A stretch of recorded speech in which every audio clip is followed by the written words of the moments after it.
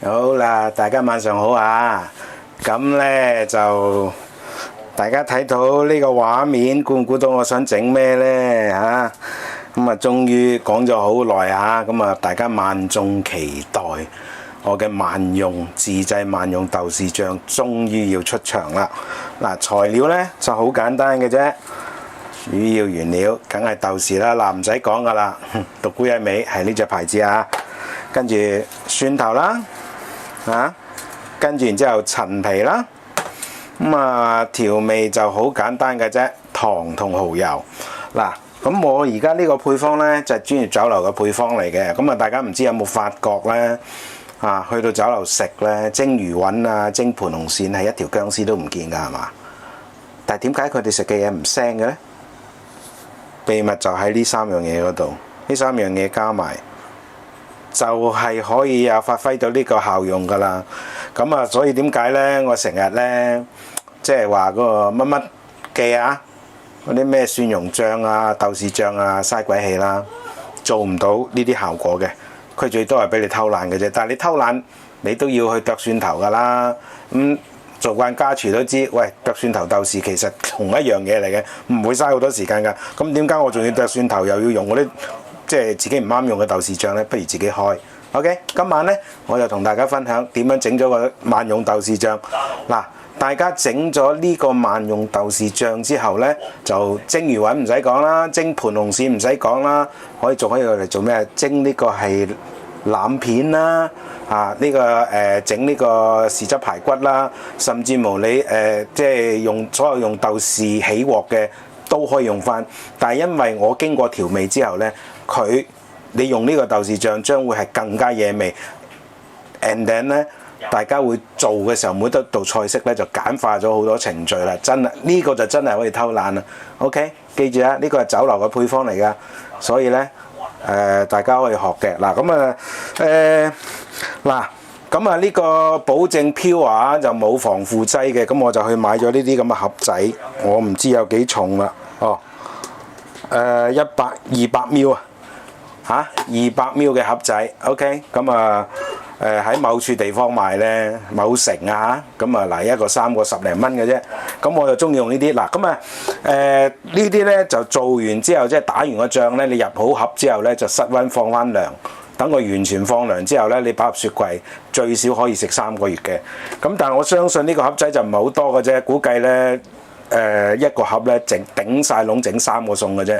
你就會用晒㗎啦 ，OK， 咁所以呢，大家可能會成日都會整嘅，但係只要學咗今日呢次之後呢，即係跟住今日呢次做之後，以後呢就好簡單啦，整個惹味嘅豆豉醬，蒸魚唔需要再搞咁複雜嘅嘢，直頭係劈幾劈豆豉醬落去搞掂，蒸魚雲唔使搞到咁複雜，劈幾劈豆豉醬落去搞掂，涼瓜炒牛肉唔使剁唔使剩。成劈掟落去起鑊搞掂，幾簡單啊，係咪啊 ？OK， 嗱，今一次呢，我就唔整多啦，我就示範一次就整2盒嘅啫。咁嗱，大家見到嘅呢個係咩啊？電子磅又要出場啦，因為我要計數啊，呢度真係要計數嘅。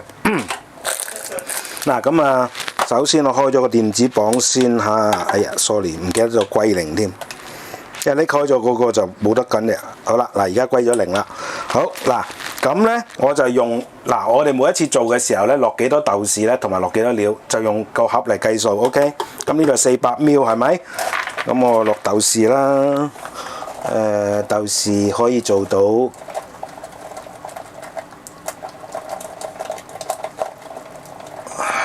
好100 gram 啊。OK。100 gram， 咁嗱呢度其實呢就裝唔晒嘅，即係唔係有多嘅個盒啊，即係點講啊？即係個盒呢就有多嘅2盒嘅話，但係因為等陣間我哋會調味落啲其他嘅嘢落去，即係落蠔油嗰啲，咁所以呢就比實際上嘅豆豉會多100 gram 嘅豆豉 ，OK。好嗱，100 gram 嘅豆豉而家呢就第一件事呢就要攞水要沖洗佢啦。呢個係基本嘅即係程序啦。咁我而家落啊嚇，好，咁我就擺翻好呢個電子磅先，跟住然之後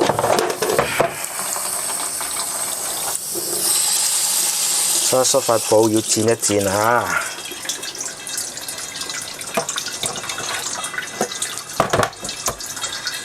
好啦，嗱跟住然之後咧，我就攞把，因為等間要剁，所以咧我就攞把大把啲嘅刀，骨刀啦，用骨刀，咁冇咁傷啊嘛。OK。咁嗱，大家見到咧，我啲發咗芽嘅嗰啲即係蒜頭，其實冇乜所謂嘅，照用，只要佢嗰個芽唔係長得好犀利，即係佢嗰個蒜頭嘅肉咧冇係萎縮嘅話咧，就仲可以用嘅。但係如果一旦出現萎縮嘅情況，就唔好用啦，因為開始變壞啦。咁咧嗱，蒜頭嗰方面咧。落多落少就睇下你自己啦，但係應該100 gram 嚟講咧，其實咧10粒8粒就已經 OK 㗎啦。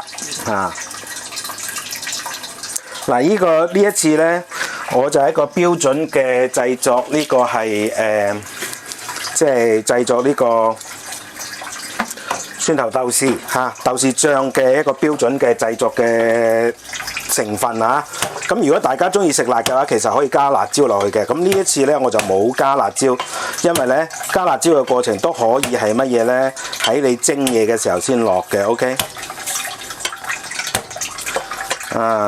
今個月咧30號就係我個仔嘅生日，咁佢哋嘅朋友決定咧就嚟我屋企同佢慶祝喎，又10個猛男，終於可以唔使有禁令啦。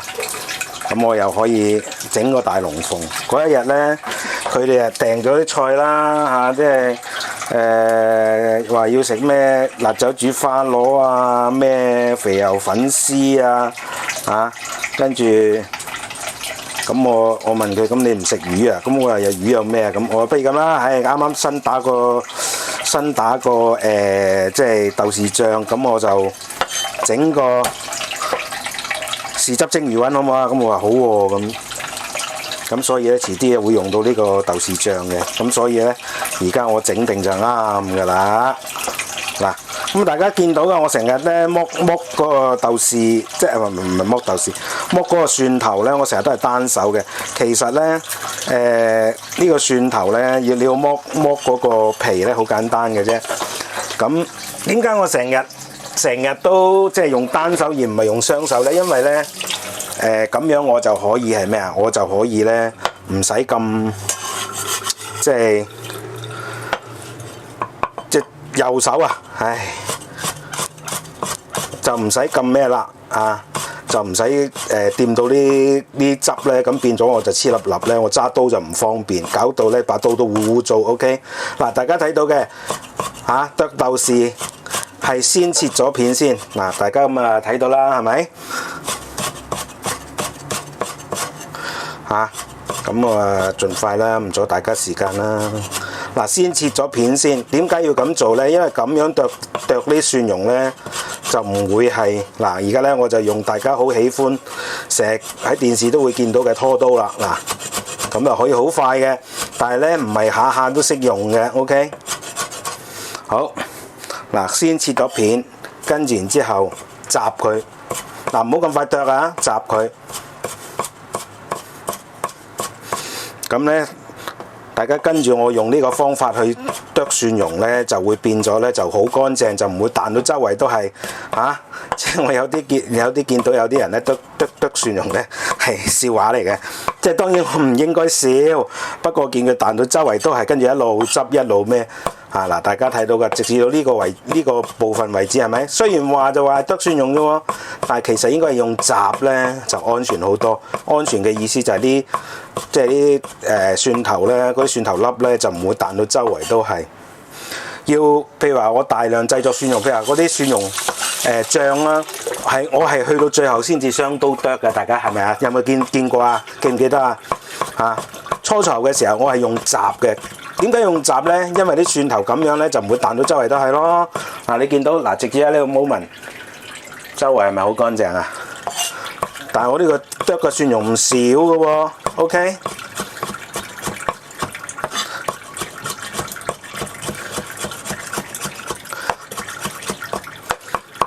即係有陣時候呢，有啲動作呢就睇落好睇，但係唔實用。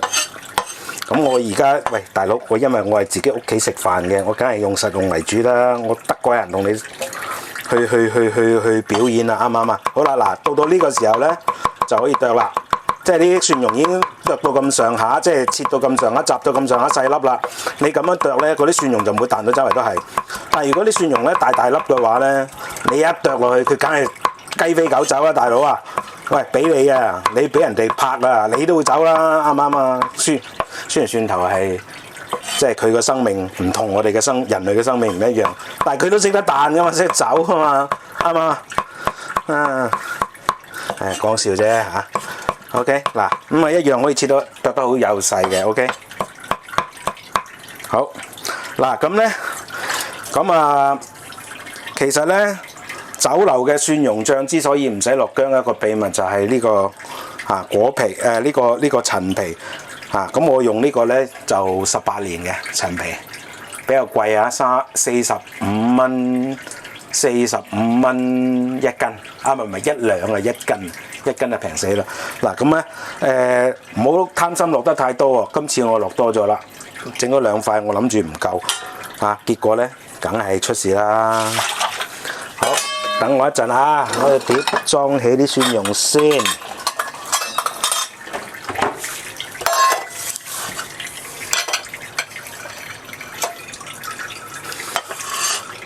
大家睇下，我砧板剁完蒜蓉係咪好乾淨啊？即係唔會學似人哋咧，哇大佬，好似倒瀉咗條沙咁樣，周圍都係。好啦，咁陳皮咧就一般嚟講咧，攞冷水浸佢半日啦，或者係攞暖水咧就浸佢2-3個鐘咧，就基本上就 OK 噶啦。咁切之前咧，整之前咧，我哋就要刮咗嗰啲瓤啦。OK， 點解咧？因為嗰啲瓤咧會苦嘅。大家有經驗嘅都知㗎啦。好啦，跟住然之後，我切咗個丁出嚟先。一大塊就夠啦。大概呢度係講緊嘅係半隻差唔多1隻金嘅皮啦。跟住然之後咧，我哋咧就將嗰個陳皮咧就捲起佢。點解要捲起咧？因為方便我哋切嚇。好，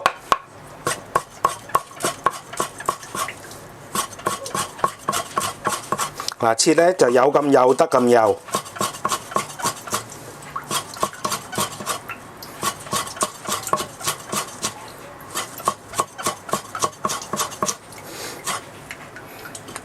睇唔睇到？睇到。好，我而家又用拖刀啦。咁拖刀唔係成日可以用㗎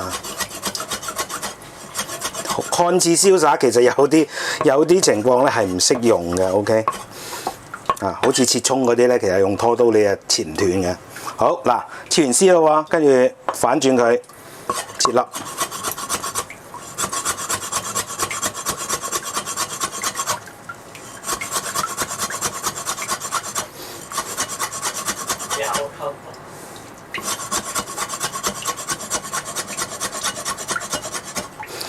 咁切粒好咁佢都唔係完全係切晒粒嘅 ，OK？ 咁呢個時候咧，我哋就剁啦，剁到佢好似蒜蓉咁。我哋打豆豉醬嘅時候咧，你如果剁嗰個陳皮剁得個陳皮蓉剁得靚嘅話咧，我哋食到豆豉醬嘅時候，我哋係完全食唔到，只有感覺到有陳皮味，但係完全食唔到有陳皮嗰種口感嘅，咁先為之最好。OK， 記住所以咧，我哋即係剁蒜蓉咧可以偷懶，但剁陳皮蓉就唔可以偷懶。OK，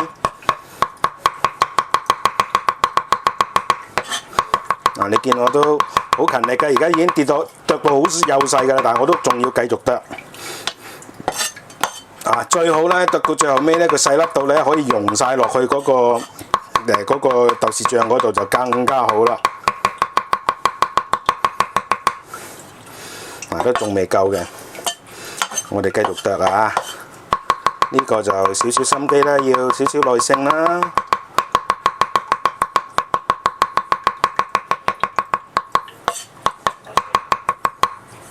我俾大家睇下我剁成點。等等。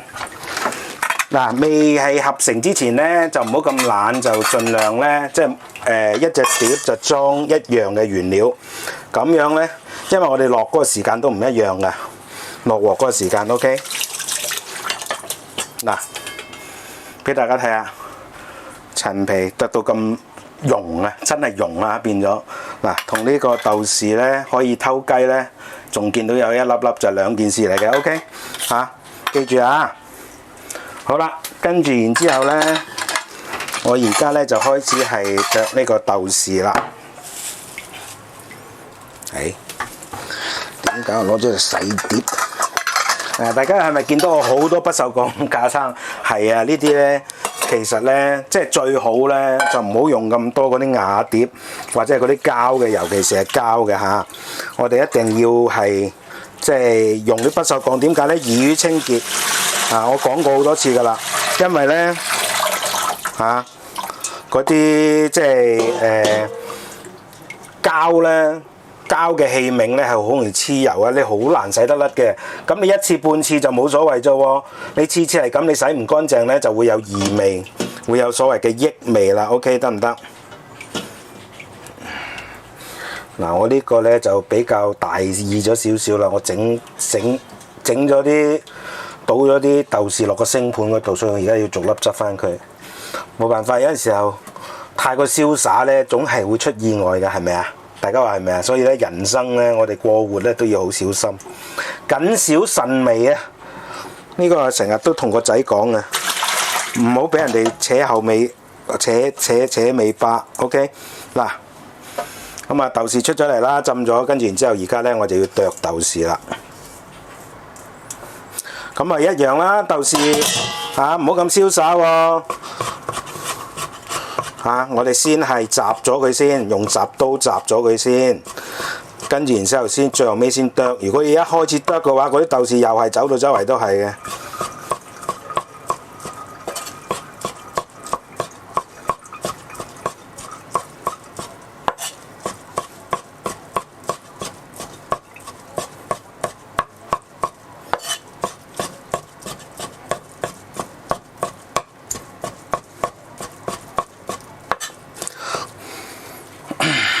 好得到咁上下咧，我哋就可以剁啦。大家睇唔睇到我隻手啊？係擋住嘅，順便可以幫手撥嚇。咁咧，嗰啲豆豉咧就唔會剁到周圍都係噶啦。要呢個時候咧，我哋要整嘅豆豉醬咧，我哋就要即係所有嘢都要剁得佢好，即係好點講啊？要好呢個係仔細啦。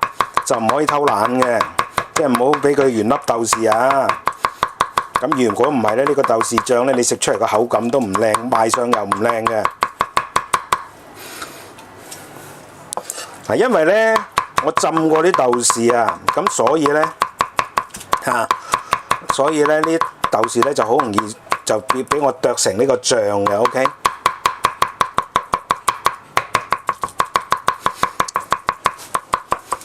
我成日都擋住嗰個光線。好，得啦喎。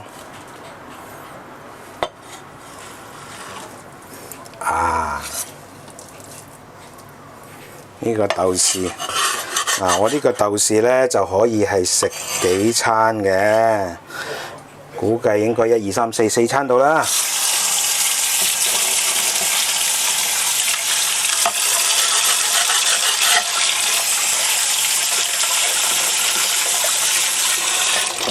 好啦，再同大家去，即係而家已經係即係剁完啦。咁我再同大家講，呢度咧大概咧係1個盒嘅份量啦。OK，咁蒜頭啦，10粒8粒啦，好簡單嘅蒜頭10粒8粒啦，果皮咧就1塊啦。OK，咁呢個3樣嘢加埋1、2、3樣嘢加埋咧就啱啱好係裝呢個係200ml嘅盒。OK，咁呢個一盒咧，大家可以正常嚟講可以食4次嘅咁啊，當然如果你話喂可唔可以做多啲啊，梗係可以啦嚇。咁啊，酌量加上去啦。咁好啦，等陣間呢，我要炒豆豉醬嘅時候，我再開機同大家分享下。好啦，大家咁呢，我就開始係燒鑊啦嚇。因為我先後嗌咗一聲係因為佢熄咗火。OK， 咁呢開始燒鑊啦，咁就開始炒嗰個豆豉醬啦。一樣嘅道理嚇，就同我哋呢就係話呢個係正常，呢個係炒菜或者係煎魚，個過程係一樣嘅，先燒鑊先。OK。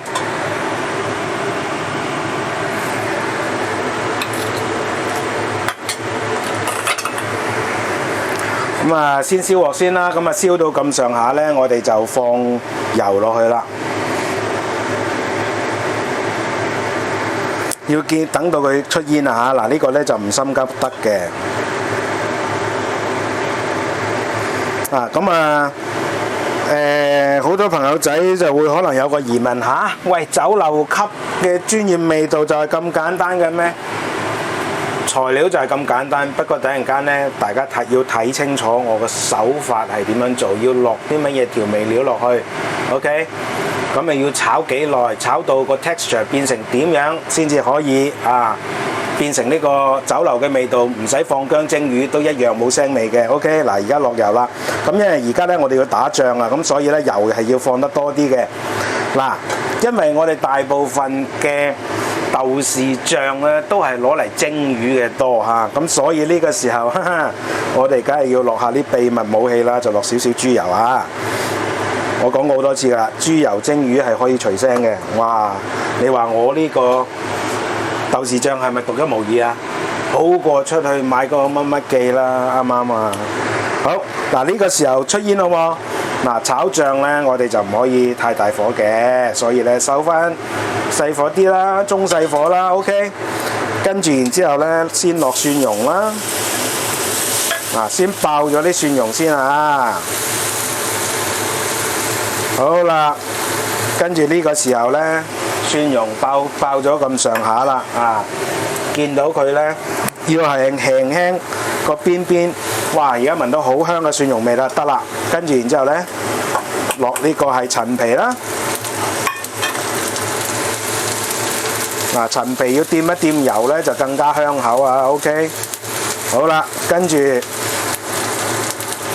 搞一搞佢咁上下10秒8秒之後呢，爆一爆佢之後呢，我哋就落埋呢個豆豉醬落去啦。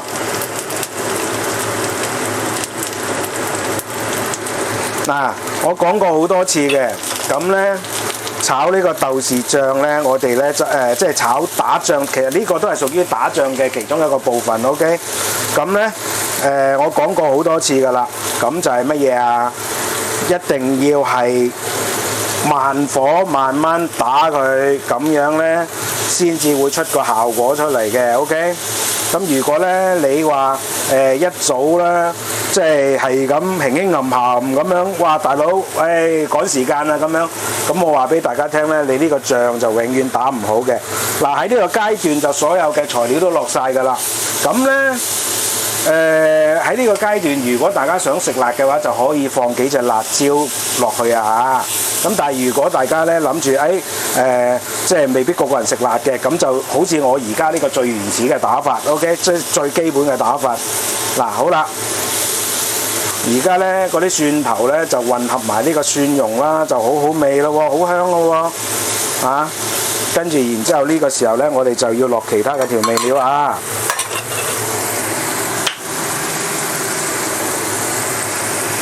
落蠔油啦，落多少少啊，唔怕嘅。蠔油呢，呢度落咗係大概係2湯匙啦。跟住然之後呢，落糖。嗱，呢個豆豉醬呢，可以落4羹糖，4茶匙嘅糖。大家都知道嘅。甜甜地嘅豆豉醬係特別惹味㗎，係咪啊？梗係啦。OK， 呢個時候呢，嗰種即係豆豉醬，我呢個豆豉醬呢，個獨特嘅香味出嚟啦，混埋啲蠔油，咁夠味啊？梗係未夠啦。落咩啊？老抽，最好嘅老抽係呢隻啊，無可爭議。OK， 所有專業廚房一定係用呢隻㗎啦，都係推薦呢隻。好，跟住然之後倒大概咧就係3湯匙到啦，嘅老抽。嗱呢個時候咧，呢個老抽咧就係屬於呢個係水，即係液體狀嘅。咁一樣啦，我哋打醬打得靚咧，我哋就要點啊？將呢個液體打到佢唔見晒為止，咁就為之呢個豆豉醬就完成啦。OK， 好嗱，咁啊呢個階段咧就一般人嘅階段，跟住然之後就 personally 咯喎，乜嘢咧？我會落少少嘅雞粉嘅。咁啊落多落少就大家自己嘅意願啦 ，OK。咁你話啦，我落呢度咁多嘅調味料，我蒸嘅魚出嚟有咩嘢可能唔惹味啊？係咪啊？而呢個咁嘅調味料呢，我可以話俾大家聽呢，就係即係比我哋一般家廚呢現場開嘅豆豉醬啦、蒸魚呢係更加惹味嘅，因為點解啊？我經過高溫嘅處理啊嘛 ，OK。咁同埋咧，大家都知嘅蒸魚係會有出水噶嘛，係嘛？咁但係我而家係咪點啊？喂，如果你現場撈嘅豉油豆粉糖啊嗰啲係咪啊？豉油糖豆豉嘅，咁啊佢都係水嚟噶嘛。咁你嗰啲魚又出水，係咪大家互相干擾啊？咁所以而家咧，我打到佢咧乾晒為止咧，咁變咗咧就係話到期時咧就可以係令到嗰啲魚咧、嗰啲魚水咧同埋呢個醬咧混合埋一齊，嗰個味道咧就剛剛好嘅。咁同埋永遠都係嘅，你調味嘅話咧，你係經過高熱去處理、高溫去處理嘅調味咧，係特別惹味嘅。OK， 嗱。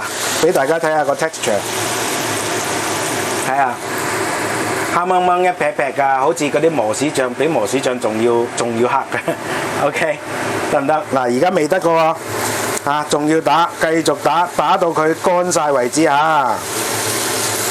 呢個係我講過好多次㗎啦，打醬嘅秘訣嚟嘅。打到佢咩啊？其實呢個係乜嘢啊？如果大家有聽開我講嘅，咪就係提前焦糖化啦。原來蒸魚都可以玩焦糖化呢家嘢㗎，咁啊唔怪之得咁好味啊！可以㗎 ，OK， 大家明唔明白？所以咧，你臨時臨急走去炒嗰啲豆豉咧，同埋你預先做咗個焦糖化嘅豆豉咧，你話俾我聽嗰個味道係咪爭好遠啊 ？OK， 大家明唔明白？嗱，開始咧佢黐鑊啦，即係咧佢已經嗰啲水咧已經去得七七八八啦。嗱，大家嗱見到啊好多油啊，剩翻係咪啊？唔緊要㗎，呢啲由得佢啦 ，OK。因為有啲油喺度咧，有個好處就係有利於你長期保存嘅，冇咁容易變壞嘅。你最多即係擺落去蒸魚嘅時候，你撇走啲油佢嘅啫。大家明唔明白 ？OK， 而家呢個部分咧多油唔緊要嘅。咁你擺落個盒嗰陣時候咧，你就照樣倒埋啲油落去，咁個面頭有層油咧，係可以保護嗰啲醬料咧係長期儲存嘅。OK， 唔好話3個月啦，半年都冇問題啦。因為點解咧？你會擺落雪櫃噶嘛。OK， 你唔係就咁擺室溫噶嘛。OK， 好啦，差唔多得啦，熄火啦，因為已經我感覺到個離咗咧係好犀利啦。嗱，又用咗乜嘢5官6咁 OK， 煮餸就係要用呢啲嘢嘅。好。有陣時候點解我可以咁輕鬆去同大家即係一邊做一邊講嘢呢？個原因就係因為呢，我係用隻手去感覺，用個鼻去聞，用隻耳去聽，用隻對眼去睇。有咁多個 sensor， 我都出錯嘅話，你話我咪抵鬧啊，抵打啊 ？OK， 嗱，跟住然之後呢，我哋就可以係即係裝盒啦。好，嗱咁啊，我又唔等佢室溫啦，俾大家睇下嚇，我點樣裝盒啊？咁啊一樣啦，用呢塊板嚇，咁啊嗰啲盒咧就用之前咧就俾滾水渌一渌佢啦 ，OK。哇，好香啊！成個廚房都係嗰啲香味啊！我擺正先 ，OK。好，嗱呢個時候咧。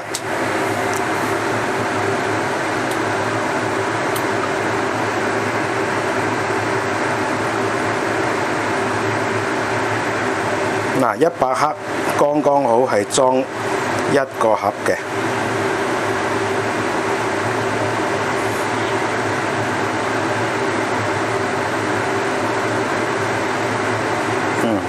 煮完之後有啲多啊，我裝去第二個盒先。OK。咁呢，嗱，大家睇到嘅嗰個表面係有啲油嘅嚇。咁呢，呢個呢，大家喺室溫嘅時候呢就可以儲存啦。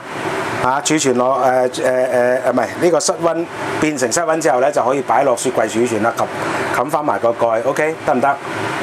嗱呢個就係酒樓級嘅呢個專用嘅豆豉醬。咁呢個豆豉醬嘅用途就非常之廣泛嘅，蒸呢個魚頭啦，蒸鯇魚啦，蒸鱸魚啦，蒸黃魚啦，蒸排骨啦，或者係炒嘅即係苦瓜牛肉啊、苦瓜排骨啦，全部都可以用得上，甚至乎你炆嘢你想落嘅都可以用得上嘅，得唔得？咁而呢一個味嚟，因為大家先頭都見到㗎啦，我落咗好多調味係咪？有糖啦，有蠔油啦，有老抽啦，主要就係呢3樣啦。咁大家如果中意嘅可以落雞粉，落多與少自己個人喜好啦。唔中意落都冇所謂嘅。但係因為我已經高溫處理過，再加上有糖啊，嗰啲糖係甜味嚟㗎嘛，所以到其時你蒸魚咧，你劈幾劈上面咧，你直接淋完滾油之後，直接落鹹嘅豉油，根本唔需要調味啊，已經好好味㗎啦，得唔得？呢一個咧就係點解酒樓餐廳佢唔需要落薑去蒸魚雲都一樣唔腥，個秘密就喺呢一度啦。OK 得唔得？